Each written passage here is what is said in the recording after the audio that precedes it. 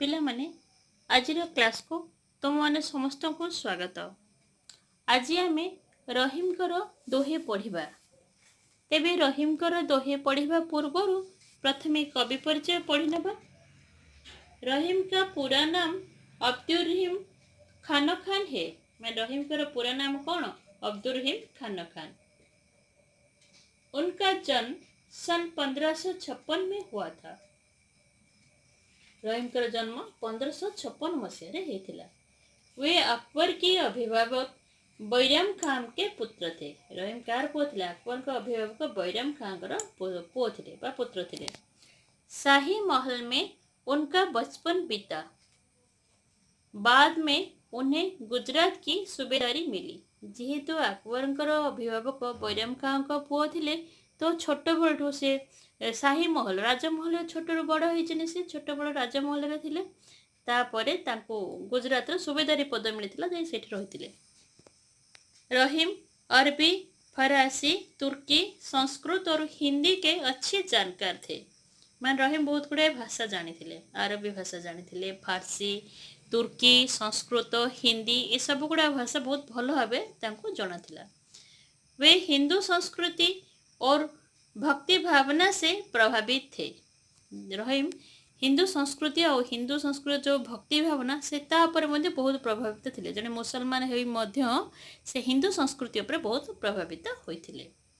उन्होंने दरबार का शाही ठाट देखा। जेहेतु राजमहल रे छोट बड़ से बड़ होती तो राज दरबार शाही ठाट से राजमहल केमती चाली चलनी सब गुड़ाक से देखी जानी थे। वे बड़े पद पर काम करते थे लेकिन उनमें गर्व का नाम न था। रहीम बहुत बड़ पदरे काम करते चाकरी करते किंतु गोटे एत बड़ पदरे जेहेतु कौन लोक बा कौन व्यक्ति बड़ पदवी पाइले तार मन भितर गर्व अहंकार भरी रही है। किंतु रहीम जड़े बड़ पदवी पाइबा सत्वे मन में किसी गर्व अहंकार किसी नथिला। आम जनता के जीवन को देखा था। माने साधारण जनता साधारण लोकर जीवन चलनी सब गुड़ा से देखी। एक सहृदय, स्वाभिमानी, वीर और दानी व्यक्ति थे। माने गोटे भल व्यक्ति। सहृदय माने कौन? जहाँ हृदय बहुत भल थी सहित स्वाभिमानी थे आ जने वीर आ दानी व्यक्ति रहीम थे। साधारण मानव के प्रति उनके मन में बड़ा प्रेम था। साधारण लोक मानक से बहुत भल पाते। उनके दोहों में अनुभूति की गहराई मिलती है। जो रहीम कर दोहे पढ़ा से प्राय अनुभूति निजर अनुभूति पूरा बहुत भल भाव से वर्णना करछंती। भक्ति, नीति, वैराग्य, श्रृंगार जैसी बातें उनकी रचनाओं में पाई जाती है। मतलब रचना सब जिनस अच्छी। भक्ति अच्छी, नीति अच्छी, नीति नियम अच्छी, वैराग्य अच्छी, श्रृंगार अच्छी। प्रत्येक जिनस रचना रहीम दोहे जो रचना करते सब प्रत्येक जिनस दोहे से रखिंट। रहीम काव्य के कई संग्रह प्रकाशित हो चुके हैं। रहीम जो काव्य गुड़िक लिखिं केते गुड़ाए प्रकाशित हो सारा। इनमें रहीम रत्नावली, रहीम विलास प्रामाणिक है। माने रहीम रत्नावली गोटे, रहीम विलास दुईटा जाक माने प्रमाणित होती से रहीम लिखिं बोली। रहीम कवि परिचय पिलाने एतिकी देछि। पढ़ भल भाव। तापरे वर्तमान तांकर दोहे गुड़िक पढ़ा। तरुबर फल नहीं खाते, सरोवर पियो ही न पान। कही रहीम पर काज हित, संपत्ति संचय ही सुजन। ये रहीम कौन कहते? तरुबर फल नहीं खाते। तरुबर माने गच्छ। गच्छ कौन सी फल खाए नहीं। तरुबर फल नहीं खाते। सरोवर पियो ही न पान। सरोवर माने कौन? पोखरी। पोखरी के ता पानी से पिए नहीं। से उदाहरण दे रहीम कहते कौन? कही रहीम पर काज हित माने अन्यर हित पाई काम कर। संपत्ति संचय सुजन। आ सुजन व्यक्ति जन भल व्यक्ति तार संपत्ति संचय कर रखी था कौन पाई? अन्यर हित साधन करने अन्यर मंगल साधन करने जड़े भल लोक तार संपत्ति को संचय करी रखी थाए। तार अर्थ दोहे को समझर 1 नंबर आम दोहे पढ़िले। ये 1 नंबर दोहेर अर्थ देछि। पेड़ अपना फल नहीं खाता, माने गछ निजर फल केबे हेले खाएनी।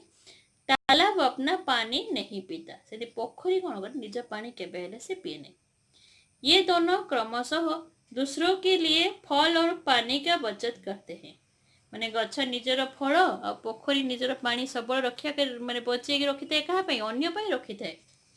कारण फल खाने से दूसरों की भूख मिटती है, उसे आनंद मिलता है। कहते जदि फल जड़े खाइब अन्य जड़े तार कौन हम तार जो भोक हो भोकटा मेटेब ता सहित कौन हम खुशी लगे। पानी पीने से प्यास मिटती है, पानी से पीले तार शोष मेटेब संतोष होता है। पानी पीले खुशी लगे, जो शोष हो तो पानी टे पीले खुशी लगे कि नहीं, ठीक से पानी पीले निश्चय खुशी लगे। ज्ञानी लोग सूझबूझ वाले है, माने तापर कहते कौन ज्ञानी व्यक्ति माने सब प्रत्येक कथा बुझती बुझी सुझी से माने काम करती। ज्ञानी लोग सूझबूझ वाले है, इसलिए वो दूसरों की भलाई के लिए संपत्ति का संचय करते हैं। से ज्ञानी लोक माने कौन करती दूसरों की भलाई के लिए संपत्ति का संचय करते हैं। अन्यर भल पाई अन्यर मंगल पाई संपत्ति गुड़िक संचय कर रखी था। इससे परोपकार होता है, कारण परोपकार एक महान कार्य है। से जो अन्यर भल पाए जो संपत्ति संचय कर रखा से कौन गोटे परोपकार कार्य। ये कहते परोपकार हूँ एक महान कार्य अटे। तापरे 2 नंबर दोहे पढ़िबा। 2 नंबर दोहे देछि कोन रहीमन देखी बड़ेन को लघु न दीजिए डारी, जहाँ काम आवे सुई कहा करे तलवारी। कहते रहीम कौन रहीमन देखी बड़ेन को, रहीम कहते कौन बड़ लोक को देखिकी लघु न दीजिए डारी। छोट मान केवल तमें माने अनदेखे अनसुना केवल गोटे बड़ लोक को देखिले आम छोट लोक को छाड़देवा उचित नुहे, कारण आम जीवन में समस्त महत्व रही। उदाहरण दे से कौन कहते जहाँ काम आवे सुई कहाँ करे तलवारी। जोटी कहते जोटी छुंची काम कर जहाँ काम आवे सुई, सुई माने छुंची कहा करे तलवारी, से तलवार किसी कम से जो कम छुंची कर से कम खंडा, तलवार माने कौन खंडा से कम कर छुंचीर कम कौन अन्य मान प्रत्येक जिनस को जोड़ किंतु खंडार कम कौन प्रत्येक जिनस को अलग कर। उदाहरण देखिए रहीम कहते तार दोहे को समझर 2 नंबर पढ़िबा। कभी रहीम का कहना है कि अगर बड़े लोग आपके मित्र है तो छोटे लोगों को छोड़ मत दीजिए। यदि बड़ लोक मैंने तुम सांग अच्छा छोट लोक मान तुम के छाड़बनी, कारण एमती बेल समय आसे से छोट लोक मैंने तुमको साहाय्य करती। कारण समाज में दोनों का अलग अलग महत्व होता है। कौन पाई ना कारण हूँ कौन समाज में 2 जन जाक बड़ लोक और छोट लोक 2 जन जाकर अलग अलग महत्व अच्छी। इसलिए उन्होंने एक उदाहरण देकर कहा कि से रहीम कौन कहते गोटे उदाहरण दे कहते कौन इसलिए उन्होंने एक उदाहरण देकर कहा है कि जहाँ छोटी सुई की जरूरत होती है वहाँ आपके पास तलवार है तो क्या उससे काम होगा। यदि जो जगह छोट छोट छुंची जो तुमको दरकार थी तुम तुम पाखे छोट छुंची नथो, जदि गोटे बड़ तलवार थी ताहले तुम कौन से काम हो पार नहीं। इसलिए दोनों का आदर करना चाहिए। तापर निजे कहते ना से आमको 2 जन जाक छोट लोक बड़ लोक 2 जन जाक आदर करने को पड़ो। तापर 3 नंबर दोहे पढ़िबा। रहीमन पर उपकार के करत न यारी बीच, मांस दिए सिबी भूपने दिन्ही हाड़ दधिच। रहीम कौन कहते रहीमन पर उपकार के करत न यारी बीच, परर उपकार करने समय सांगसाथी किसी देखा आवश्यक नहीं। जड़े मोर सांग होने मोर मित्र अच्छी मुझे उपकार करे सेमती कौन यारी दोस्ती देखा आवश्यक नहीं। परर उपकार आम निस्वार्थपर भाव करवा उचित। ता उदाहरण दे से कहते मांस दिए सिबी भूपने दिन्ही हाड़ दधिच। शिबी राजा जेपरी निजर मांस बाज पक्षी को दे दीथिले, आ दधिच ऋषि जेपरी निजर हाड़ दे दीथिले अस्त्र तैयारी करिया पई वृत्रासुर को मारिया पई ठीक सेहीपरि परोपकार करिया पई बा परोपकार करिबा समय रे हमको यारी दोस्ती किछि देखिबा आवश्यक नुहे। जो को समझे 3 नंबर पढ़िबा।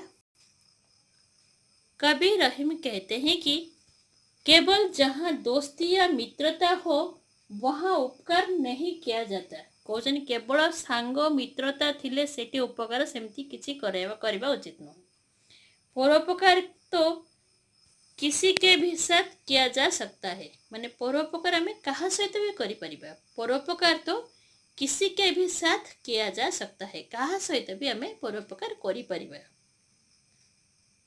हम कहीं भी किसी भी स्थान पर आवश्यकता पड़ने पर दूसरों का उपकार कर सकते हैं। माने कोठी भी जेकोसी जगह कहीं भी किसी भी स्थान पर कोठी भी कौन सी स्थान रे भी आवश्यकता पड़ने पर जितने हमको दरकार पड़े जितने हमको आवश्यक पड़े कौन करते हैं दूसरे का उपकार कर सकते हैं। जिते हमको जिते बड़े भी जो स्थान रे भी हमको आवश्यक पड़ो आम से स्थान रे अन्यर उपकार करिपरिबा।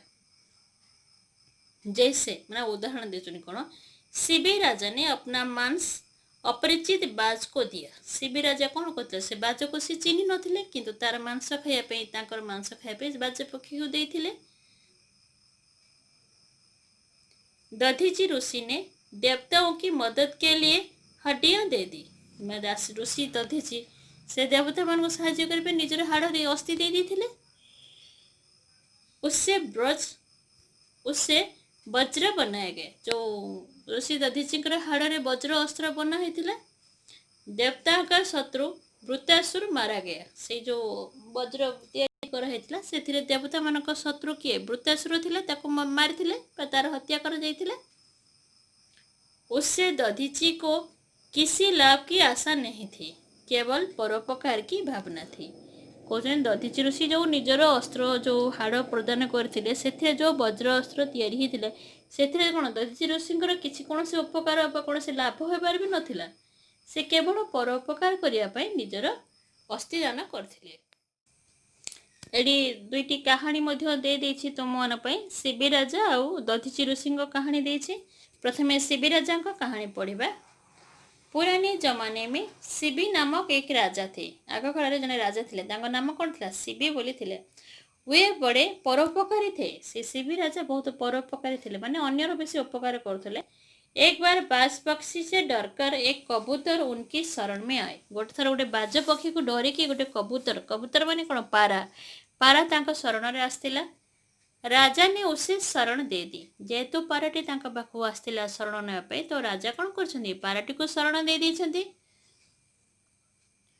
उसको खाने वाला भूखा बाज उसके पीछे पीछे आकर अपने आहार के लिए राजा से कबूतर मांगा। जेहेतु बाज पक्षी गोड़े से पाराटी को खाइबा पाराटीर पछे पछे आसी गोड़े गोड़े आसूसी बाज पक्षी तो आसिक सी कौन कर देखला बाज राजा शरण पशि कौन पाराटी राजा शरण रे अच्छी तो बाज पक्षी आसिक कौन कर राजा को तार खाद्य मागुची।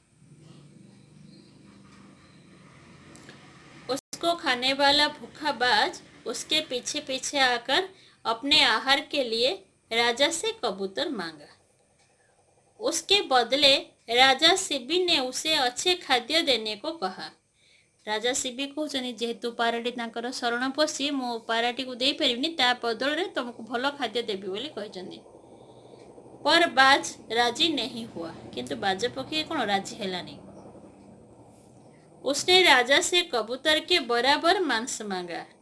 तो बाज पक्षी कौच कबूतर को मारी पारा को मारिक जी मांस खाई था से मांस दरकार।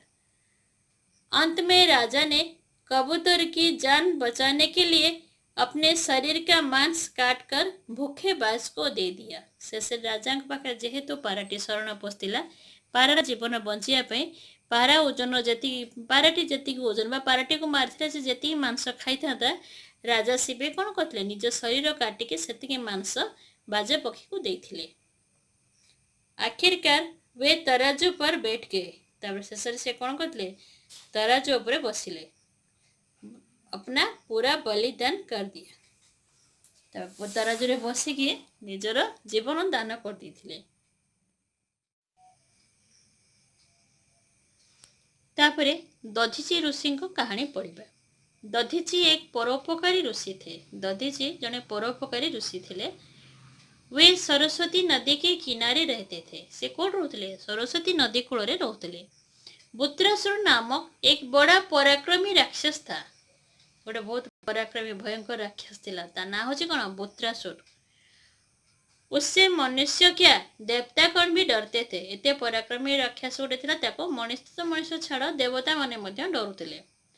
उसके आतंक से स्वर्ग में हाहाकार मच गया। माने बहुत आतंक करथुला, से समस्त को डराउथुला। स्वर्ग रे मध्य लोक माने ताको देखिकी डरुथिले देवता माने। उनसे रक्षा पाने के लिए देवगण भगवान विष्णु के पास पहुंचे। केमती वृत्रासुर जेहेतु देवता मान को मध्य हैरान करुचे, ताठर केमती रक्षा पाए बोले देवता मान जाइए विष्णु का पाखरे पहुंची जाते।